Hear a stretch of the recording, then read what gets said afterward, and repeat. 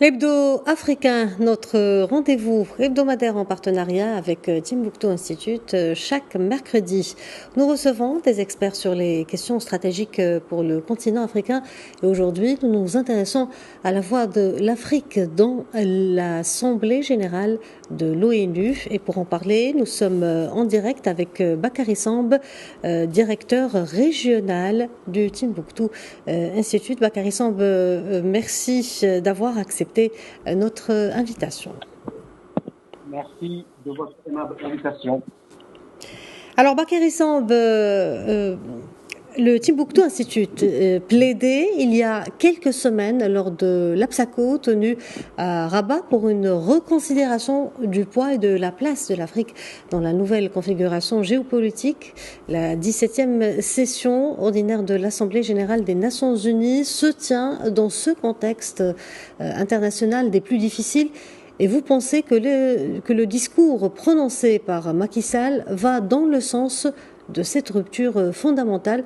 Pourquoi dites-vous que c'est le signe d'un changement de paradigme concernant le regard porté sur l'Afrique? Oui, d'abord, ce discours de rupture à la tribune de l'ONU est prononcé par le président Macky Sall, qui a conscience que nous sommes dans un monde où la distribution de la puissance devient fragmentée, avec l'effet combiné de puissances classiques qui déclinent, de puissances émergentes qui montent et d'une multitude d'États qui réclament le statut de middle power. En fait, l'Afrique, par le double effet de ce leadership aujourd'hui décomplexé, de populations plus exigeantes, cherche à mieux tirer son épingle du jeu dans les relations internationales.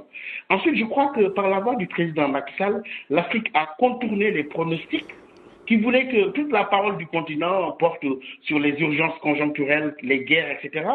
Là où on s'attendait à n'entendre que l'Afrique des problèmes, le président en exercice de l'Union africaine s'est focalisé sur l'Afrique des solutions endogènes, exigeant maintenant de la part du reste du monde les nouveaux termes d'un dialogue confiant et de respect réciproque. Je pense que c'est tout le sens aussi de son insistance dans son discours hier sur le fait que notre continent ne veut pas être le foyer d'une nouvelle guerre froide, mais plutôt un pôle de stabilité et d'opportunité ouvert à tous ses partenaires sur une base mutuellement bénéfique, comme il dit. Et enfin, je crois que cette Afrique des solutions mise en avant par le président Macky Sall table sur les atouts qu'il a cités dans un discours très documenté d'ailleurs, avec 30 millions de kilomètres carrés, ses ressources humaines, plus de 60% de terres arables du monde qui sont en Afrique, des richesses minières, forestières, hydriques, énergétiques, et enfin une jeunesse dynamique et créative sur laquelle le continent peut compter. Très bien, mais selon vous, quel est le sens du terme utilisé par le président en exercice de l'Union africaine, Macky Sall, qui a beaucoup insisté sur le concept de multilatéralisme ouvert? Oui, depuis quelques mois, on peut parler quand même de l'émergence géopolitique de l'Union africaine durant cette présidence sénégalaise. Peut-être plus que d'autres partenaires, les États-Unis l'ont compris, vous l'avez vu. Regardez ce geste hautement symbolique d'offrir la possibilité de permuter avec le Sénégal dans l'ordre de la prise de parole, sachant que le président Macky Sall s'exprimait sous deux casquettes. D'abord celle du président en exercice de l'Union africaine et l'autre en tant que président du Sénégal. Mais je crois que lorsque le président en exercice de l'Union africaine a insisté sur la nécessité d'un multilatéralisme ouvert et respectueux des différences, c'est surtout pour rappeler que le système des Nations Unies devrait évoluer au-delà du contexte qui a vu sa naissance. Et je le cite, le président Macky Sall qui dit qu'on doit évoluer vers des idéaux partagés et non des valeurs locales érigées en normes universelles. En fait, l'Afrique veut qu'on aille dans le sens d'une collaboration, dans le respect des différences. Et comme le souligne le président Macky Sall, je pense que comme il le dit, que c'est cela qui va donner force et vitalité à la raison d'être des Nations Unies pour une meilleure préservation de la paix, préserver les générations actuelles et futures des conflits, en fait l'essence même des Nations Unies.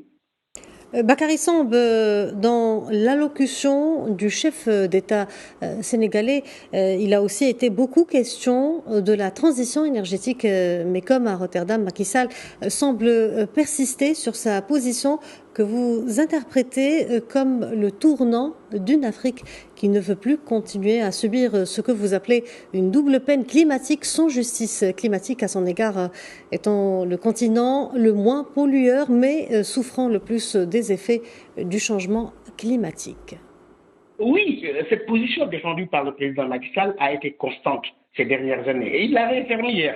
Il l'a vraiment réaffirmé au nom de l'Afrique à la tribune de l'ONU. Cela se résume en quelques points sur lesquels il est revenu, comme d'ailleurs au récent sommet Afrique-Europe qui s'est tenu en février dernier et même à la session élargie du sommet du G7 en juin, et récemment au forum de Rotterdam sur le financement et l'adaptation en Afrique. Je crois que ces quelques points sont simples, ce qu'il demande. Comment parvenir à un consensus pour une transition énergétique juste et équitable, comment réparer cette injustice climatique par une certaine compensation qui serait légitime. Vous savez, il y a ce paradoxe selon lequel, comme vous l'avez dit, c'est l'Afrique qui est le continent le moins pollueur qui paye les effets du changement climatique. Bakary Samb, merci d'avoir répondu à nos questions. Je rappelle que vous êtes directeur régional du Timbuktu Institute.